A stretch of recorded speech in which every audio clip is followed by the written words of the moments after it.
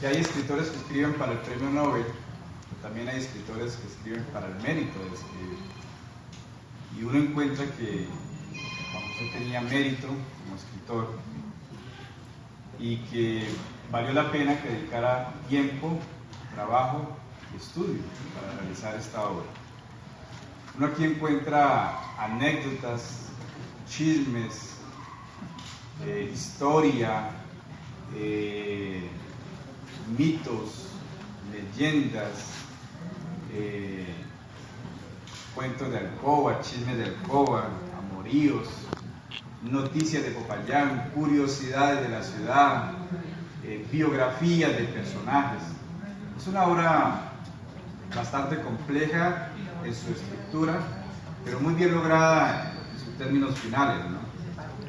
Yo no conocía muchísimo de los que ahí narra y le queda a uno entonces la sensación de comenzar a interesarse, ¿no?, por la historia y por la ciudad de verdad. Esta obra sirve, y en mi caso me sirve para tener curiosidad por lo que ha pasado en estos 500 años, porque la novela son 5 siglos, 500 años de lo que es la historia de la ciudad y lo que han hecho sus personajes. Entonces uno le pregunta, ¿es cierto o es fantasía o es realismo mágico? Y entonces hay que averiguar. Y ahí está la certeza y lo agradable del libro. O sea, a partir de los chismes, del cuento, de la historia del alcoba, entonces uno crece con la pregunta y comienza el trabajo de averiguar qué tanto había de cierto allí. Si me preguntan a mí por una palabra para definir el libro, yo diría que es un libro delicioso de leer. Y curiosamente a ustedes les han entregado el primer capítulo del libro, pero es que ahí cuando termina ese capítulo es donde el libro se pone bueno. Sí, a partir de ahí, o sea, los primeros, porque es que uno está contextualizándose, uno está apenas como enterándose de qué viene la novela, y pueda que uno pues lea un pedazo de una hoja, lea un párrafo, pero cuando uno termina el primer capítulo es donde la novela se pone buena y de verdad, como decía la carta que aparece en el texto que les han entregado, uno ya no quiere soltar la novela, porque realmente ahí comienza lo delicioso.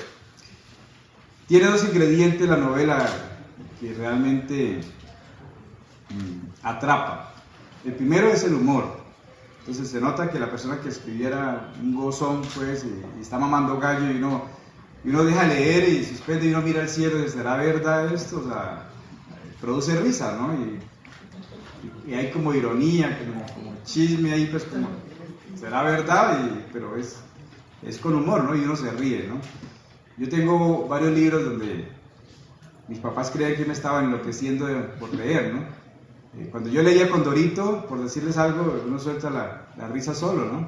Pero también cuando leí El Quijote, me imaginaba la escena, me producía mucha risa, y entonces mamá venía a ver qué estaba leyendo y qué era lo chistoso. Yo le leía y no entendía, pero es que había que leer la historia completa para uno encontrar humor. Cuando leí 100 años de soledad, pues me parecía que el tipo estaba fumadísimo, pues me producía mucha risa ciertas escenas. Y lo mismo me ocurrió con este libro, ¿no? Encontré muchos pasajes que me provocaban risa, ¿no? Sobre todo cuando hay ciertas historias del alcoba.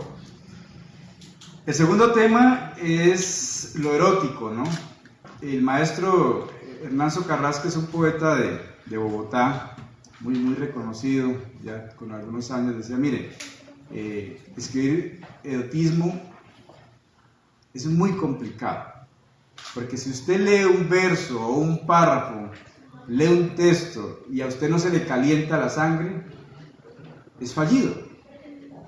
Y yo encontré que de verdad, con 5 siglos de adulterio, uno encuentra que se le caliente la sangre. Aquí hay niños y ustedes me entienden.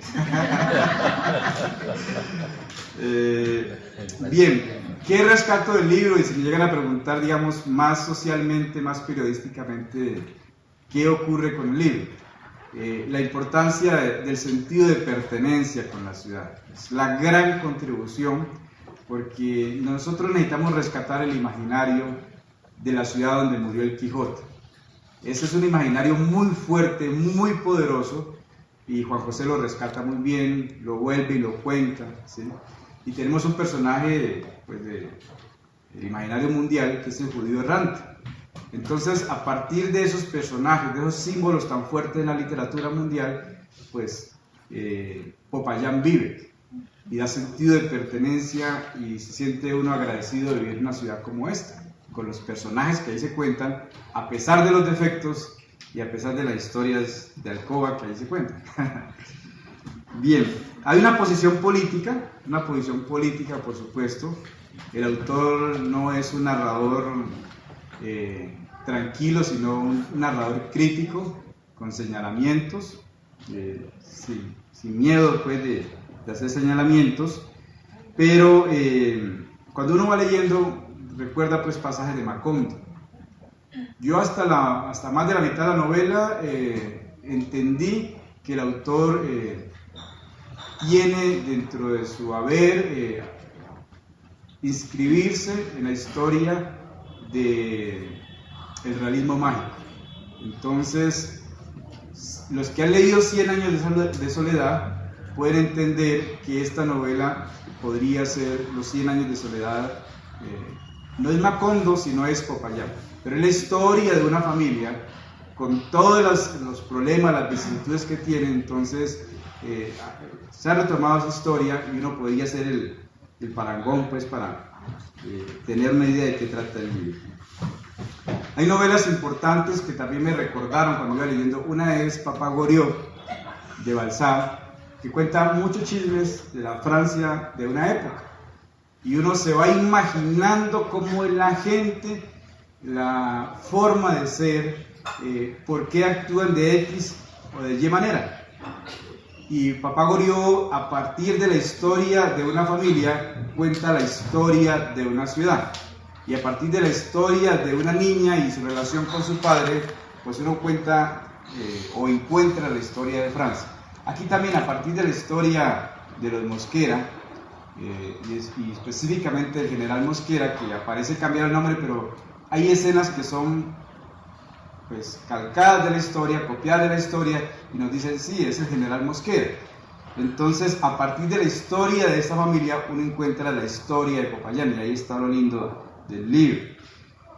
Hay un escritor de crónicas nacido en Popayán, se llama Cordobés Maure, que escribió las crónicas de lo que pasó en Bogotá en un momento determinado, y entonces está la señora de la tienda, la señora del pan, los señores jubilados, y uno encuentra que Juan José recoge esas historias de la gente del parque, de la gente cotidiana, de lo que cuentan en los bares, lo que cuentan y hablan las esclavas, lo que cuentan los sirvientes, y ellos van narrando y a uno lo van enterando de cosas que aparentemente no son noticia y no están en la superficie de la lectura de todo el mundo. Entonces, finalmente yo quiero decir que es un libro de leer, delicioso, que vale la pena dedicarle horas, que vale la pena pues comprarlo y leerlo. Muchas gracias.